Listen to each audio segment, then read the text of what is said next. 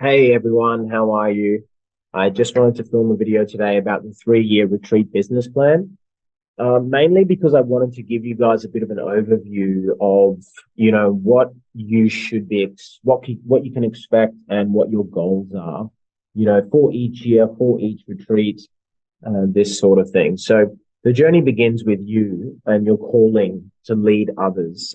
This is really important because let's say out of 200 students who might have 1% who perhaps they do want to, but they maybe don't, they like the idea of it, but perhaps the burden of being a leader is not really what they want. Other people love it, and they need some sort of people to depend on them because it makes them a better person. And it depends. Everyone has a different way of responding to it, but it is important that you know you do truly desire this to be a leader, to lead other people.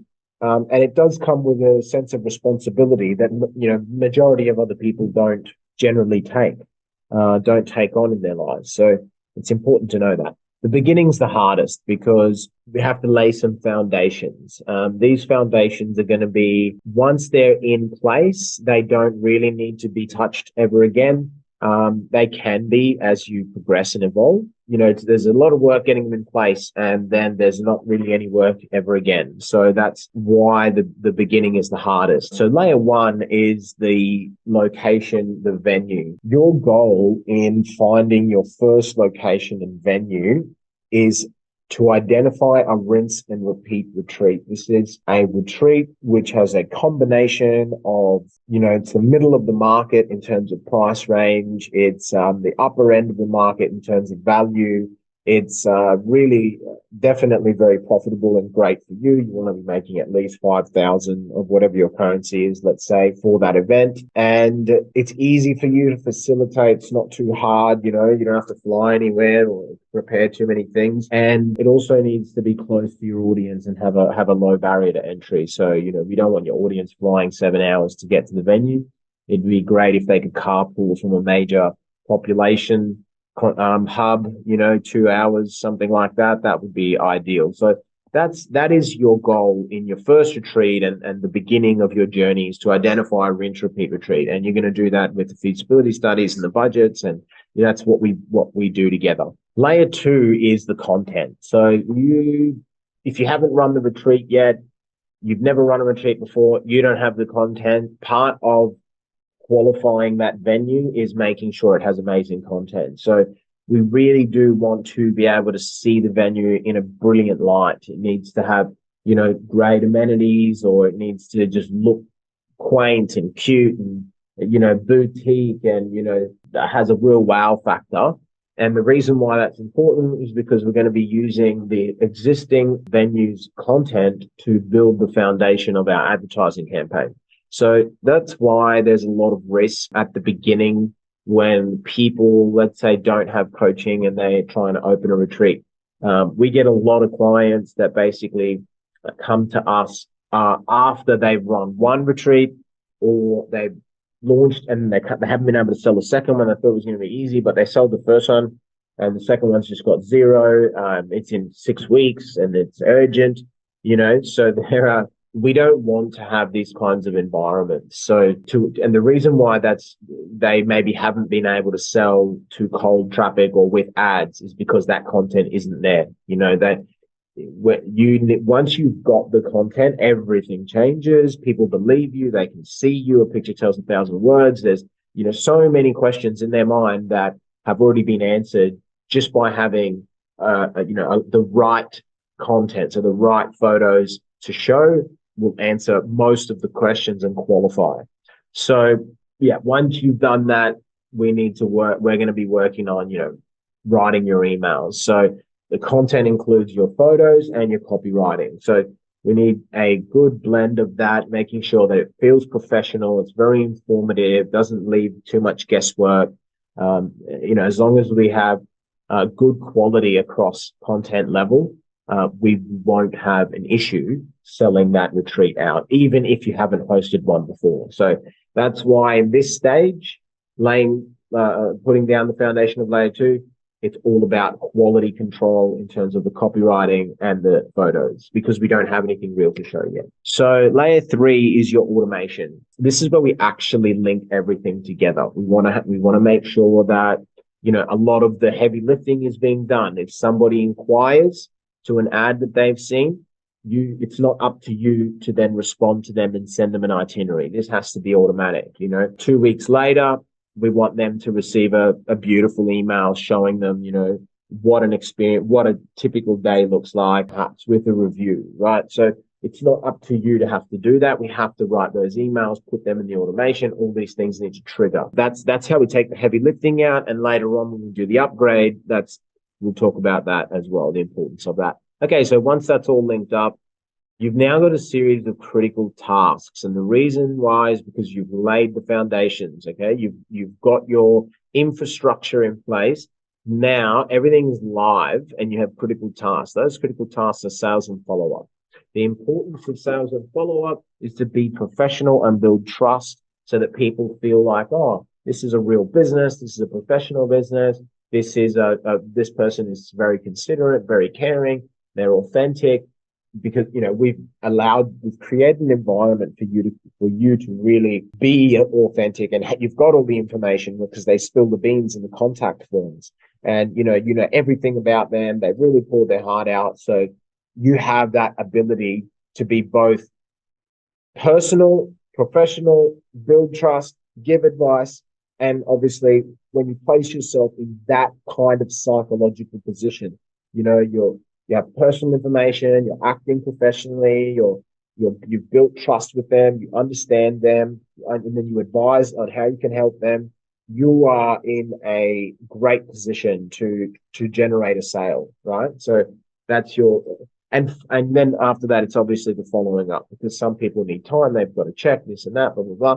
If you forget to follow people up, you know, you're losing half of your conversions at least. You know, I mean, it's very few people will pay immediately on the first call. They've just seen an ad, read an email, bang, call. Sometimes, you know, you need to call them 2 times, 3 times because you've spoken about something. They're going to ask their husband, got to check the kids, this and that, etc.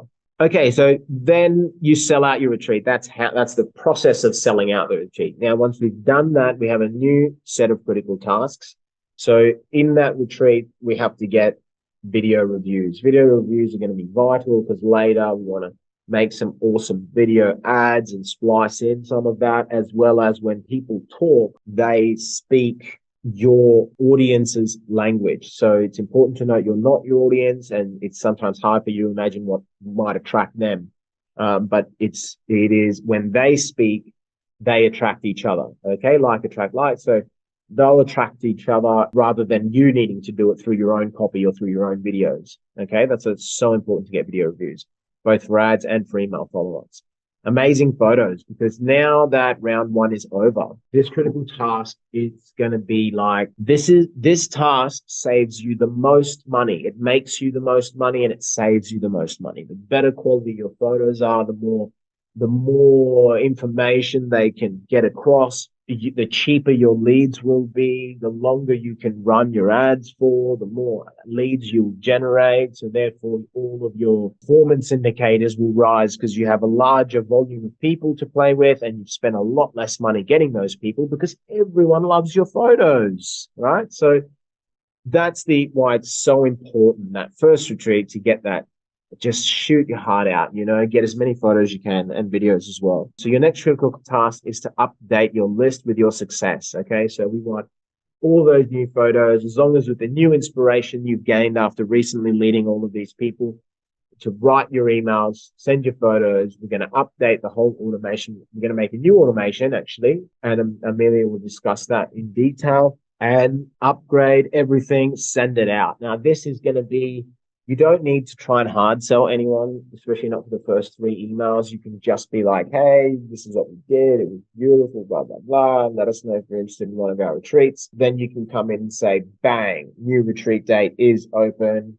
You will be able to sell starting from this date, book in a call, right? So create a bit of hype, create a bit of urgency, create a launch environment, and then you send the last 2-3 emails and get all the bookings and begin to sell out your second retreat without starting ads or anything, right? So that's why, again, it's so important to get to that point, take those amazing photos, and then upgrade your funnel. The next critical task is to upgrade your retreat plan. Now, when we host a retreat, inside the retreat, we realize that maybe this aspect of transport can be swapped out, or a particular activity chewed up 6 hours. And, we need to rethink if we're delivering that, or if do we cut it all entirely.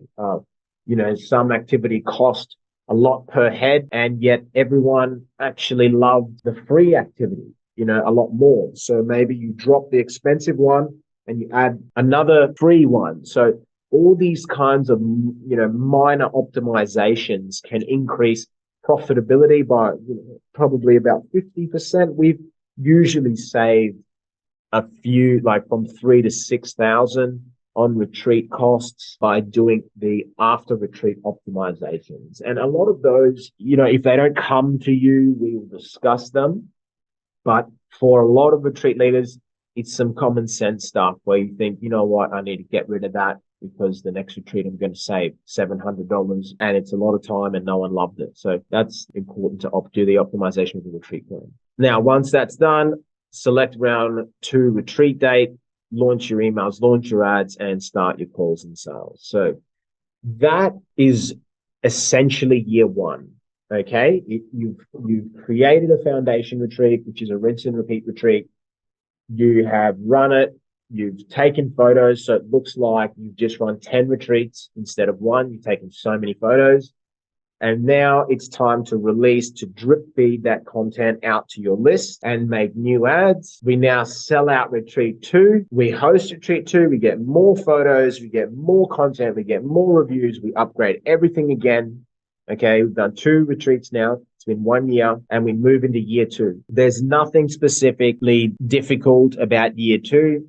Everything's typically getting easier as each retreat goes by, so long as you are getting more content, because what you're trying to arrive at is essentially we bypass websites for a reason, and it's because most leaders don't have the content nor the experience to prove to someone via a website that they can do this. If you bypass that, when you get the content though, when we finished year 1, we've got all the content. So year 2, we can start doing more Google search words, AdWords, this kind of build a site that shows all this proof that you've run these retreats. So you can actually expand and grow your business in year 2 in the terms of like put more presence online. Okay. You can start pushing into it. Also, you've got some cash to reinvest, or you can leave it exactly as it is and just repeat it again. So whatever we did in year 1 with our 2 retreats, we do the same thing in year 2 with 2 more retreats. Okay. Now, by this point, year 2's over. You feel great. At this stage, you've made about 30 to 50 sales over the last 2 years. It feels great. There's so many people interested. You've got little retreat groups going. About 15 to 40% of that will reconvert in the 3rd year.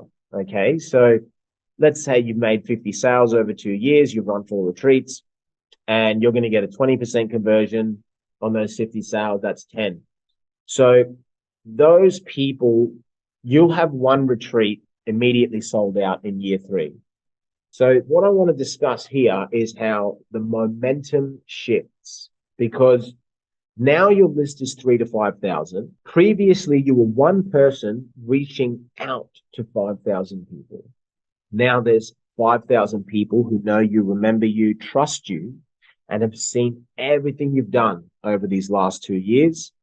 And now they begin to reach into you. So it's no longer 1 reaching to 5,000, it's 5,000 reaching to 1. This is when it begins to become the dream that you imagined when you first joined our program, or when you first had the idea of running retreats.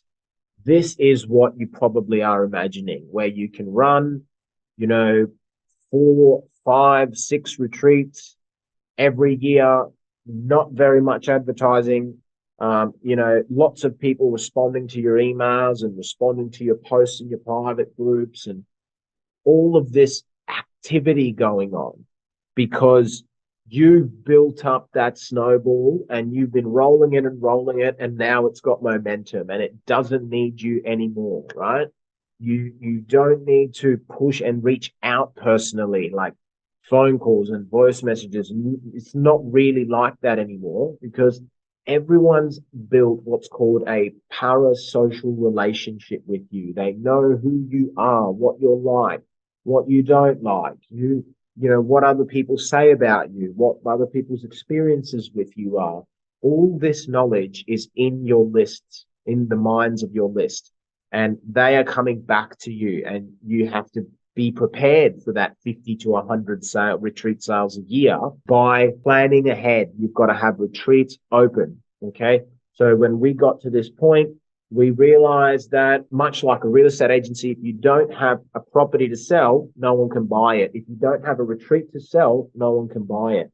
If you open, this is why we got to a point where we just said, okay, then we actually have to plan 18 months in advance, and we need to launch 8 retreats over those 18 months and lock all the dates in, okay, and run ads for all of them, have different campaigns for each one, and different automations for each one. And we just ran everything full on. Okay. And then because you've got 8 retreats, you've got 100 spots to fill. So when you've got 100 spots to fill and you've got a list of 5,000 people and you're doing a 2% conversion, which is very standard, you're making 100 retreat sales a year, which is exactly where we arrived at with Good Vibe Getaway. So that's the dream, and it takes about 3 years to get there, or at least 2 retreats experience and a list of 5,000. That's basically what it takes. If you view this as a 3-year plan and you run 2 retreats for the first 2 years per year, then the 3rd year will look like what you imagined being a retreat leader would be. I hope that helped, guys. Thanks very much for joining this lecture.